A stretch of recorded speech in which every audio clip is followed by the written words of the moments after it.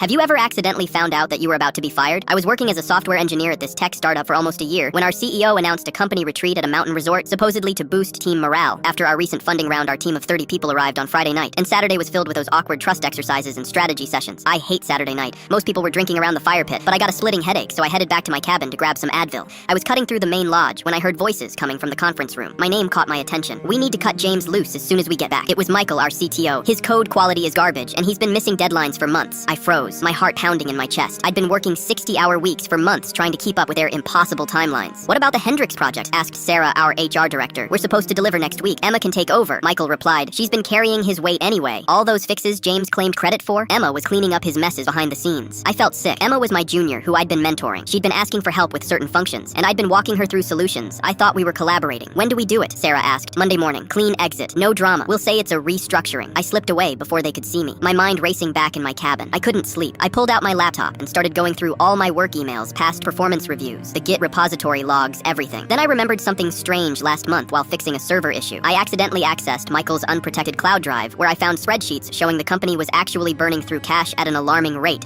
despite what the CEO told investors the funding round Michael bragged about. Half of what he claimed and most designated for executive bonuses. I also found messages between Michael and Emma that shocked me. They weren't just talking about my code. They were involved romantically, and Michael had promised Emma my position and team lead salary if they could prove I wasn't performing. I spent all night documenting. Everything took screenshots of repository logs showing Emma had been deliberately introducing bugs into my code before reviews. I found emails where Michael had redirected my meeting invites so I'd miss critical specifications. I uncovered timestamps proving I was being assigned tasks after deadlines were already set Sunday morning. Everyone was hungover, but I was wide awake. I smiled through breakfast and participated in all the team activities when the CEO announced an impromptu open forum for feedback before we left. I raised my hand. I've been thinking about transparency and integrity. I started casually, and I have some questions about our recent funding round. Michael's head snapped up. Specifically, why the board thinks we raised 12 million when the actual number is 5, and why 3 million is allocated to executive bonuses while we're supposedly cutting staff to reduce expenses. The room went completely silent. The CEO's face drained of color. What are you talking about? He stammered. I opened my laptop and connected it to the projector. I have the actual term sheets here, along with some interesting Slack messages between our CTO and certain employees about manipulating performance metrics to justify targeted layoffs. Emma stood up, looking panicked. He's making this up. Actually, I continued pulling up the Git logs. I can demonstrate how specific bugs were introduced to my code and then reported by you, Emma, including timestamps showing they were added after hours from your account. The next 2 hours were chaos. The CEO sent everyone except the executive team back to their cabins, but I'd already emailed everything to the board of directors and our lead investors Monday morning. Instead of being fired, I was called into a meeting with 2 board members, and the newly appointed interim CEO Michael and Emma were placed on administrative leave pending investigation. Sarah from HR resigned that afternoon. By Wednesday, the board promoted me to lead the engineering team with a 40% raise and stock options. They needed someone who understood the code base and had demonstrated exceptional attention to detail.